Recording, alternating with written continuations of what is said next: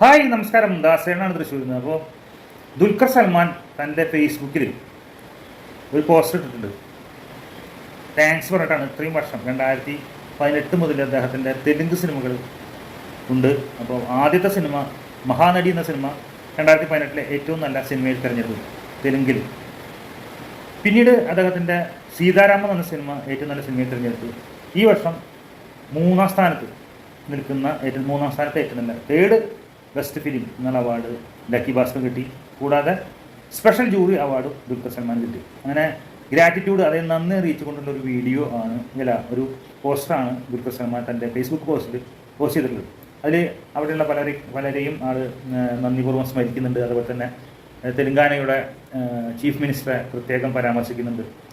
അപ്പോൾ ഇതിൽ ഈ ഒരു അങ്ങനെ ഒരു പോസ്റ്റ് കണ്ടപ്പോൾ നമ്മൾ ആലോചിക്കുന്നത് എന്താണെങ്കിൽ, മലയാള സിനിമയിൽ അദ്ദേഹം ഇത്ര നല്ല കുറേ സിനിമകൾ ചെയ്തു. എന്നിട്ടും കുറേ അവഗണനകളും, ഒരു കിങ് ഓഫ് കൊത്ത എന്നൊരു സിനിമയുടെ പേരിൽ കുറേ അവഗണനകളൊക്കെ ആൾക്കുണ്ടായി. ആൾക്ക് വളരെ വിഷമമായി. അങ്ങനെയാണ് ആൾ പിന്നെ തെലുങ്കിൽ കൂടുതൽ കോൺസെൻട്രേറ്റ് ചെയ്തു. തെലുങ്കിൽ നല്ല നല്ല ഹിറ്റുകൾ ക്രിയേറ്റ് ചെയ്യാൻ സാധിച്ചു. ഒരു നടനും, ഒരു മലയാളിക്കും അല്ലെങ്കിൽ മറ്റൊരു നടന്മാർക്ക് ചെയ്യാൻ പറ്റാത്തൊരു 3 വമ്പൻ ഹിറ്റ് സിനിമകൾ, ധാരാളം അവാർഡുകളും വാങ്ങാൻ അദ്ദേഹത്തിന് സാധിച്ചു. അപ്പോൾ ദുൽഖർ സൽമാൻ്റെ കരിയർ കൂടുതൽ അദ്ദേഹം അവിടെ തന്നെയാണ് കൂടുതലും കോൺസെൻട്രേറ്റ് ചെയ്യുന്നത്. അതിൻ്റെ ഇടയിലാണ് ഇപ്പോൾ ഒരു മലയാള സിനിമ ആരംഭിക്കാൻ പോകുന്നത്. അതും ഇതുവരെ ഷൂട്ടിംഗ് സ്റ്റാർട്ട് ചെയ്തു. 2 മാസമായി ഷൂട്ടിംഗ് സ്റ്റാർട്ട് ചെയ്തു. ഇതുവരെ ദുൽഖർ സൽമാൻ അതിൽ അദ്ദേഹത്തിൻ്റെ ഭാഗം തുടങ്ങിയിട്ടില്ല.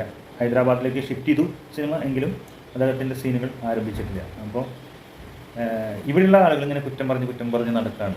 ഇപ്പോൾ പ്ലാസ്റ്റിക് സർജറി ചെയ്തു എന്നൊക്കെയാണ് കുറേ പേര് പറയുന്നത്. എന്തിനാ പ്ലാസ്റ്റിക്? നിങ്ങൾ ആകെ കൂടി ദുൽഖർ സൽമാൻ ഒരു ഫോട്ടോയാണ് മോശമായിട്ട് കണ്ടത്. അത് വെച്ചിട്ട് പലരും പ്ലാസ്റ്റിക് സർജറി ചെയ്തു എന്നൊക്കെ പറഞ്ഞിട്ട് നടക്കുന്നുണ്ട്. പ്ലാസ്റ്റിക് സർജറി എന്ന് പറഞ്ഞു കഴിഞ്ഞാൽ അങ്ങനെയൊന്നും ചെയ്യാൻ പറ്റില്ല. എന്തെങ്കിലും ചെറിയ കാര്യങ്ങൾ മാത്രമേ, മുഖമൊന്നും മാറ്റാൻ പറ്റില്ല. പ്ലാസ്റ്റിക് സർജറിയുടെ ആവശ്യം ദുൽഖർ സൽമാൻ്റെ ആകെ ഒരു മോശം എന്ന് പറഞ്ഞിട്ട് നിങ്ങൾ കാണിക്കാവുന്ന ഒരു ഫോട്ടോ മാത്രം, ചെവി ഇങ്ങനെ കയറ്റി മുടിയൊക്കെ വെട്ടിയിട്ട് മുട്ടത്തലയും പോലെ ഇരിക്കുന്ന സമയത്ത് ഒരു ഫോട്ടോ, ആ ഫോട്ടോ വെച്ചിട്ടാണ് അദ്ദേഹത്തെ കളിയാക്കുന്ന പ്ലാസ്റ്റിക് സർജറി ചെയ്യുന്നത് പറഞ്ഞിട്ട്. അതിന് മറ്റുള്ള എല്ലാ നടന്മാരുടെ മക്കളും മറ്റുള്ളവരൊക്കെ ഉണ്ട്, അവർക്ക് പ്ലാസ്റ്റിക് സർജറി ചുള്ളമാരാണെങ്കിൽ ചെയ്തുകൂടെ? ഈ ദുൽഖർ സൽമാൻ മാത്രം വേട്ടയാടുന്നതിൻ്റെ ആവശ്യകത എന്താണെന്ന് നമുക്ക് മനസ്സിലാവില്ല. കാരണം നമുക്ക് മനസ്സിലാവും. കാരണം മറ്റുള്ള നടന്മാരുടെ മക്കൾക്ക് ഇതുപോലെ വളരാൻ പറ്റുന്നില്ല, മാത്രമല്ല ഹിറ്റുകൾ സൃഷ്ടിക്കാൻ പറ്റുന്നില്ല. അതുമാത്രമല്ല, ഏറ്റവും കൂടുതൽ ആരാധന സൃഷ്ടിച്ചുകൊണ്ട് സിംഹാസനം കൈയടക്കാൻ പോയിക്കൊണ്ടിരിക്കുകയാണ്. അപ്പോൾ ഇന്ത്യയിൽ മുഴുവൻ സിംഹാസനം കൈയടക്കാൻ പോകാണ്. Pan Indian level super star ആയിരിക്കുകയാണ്.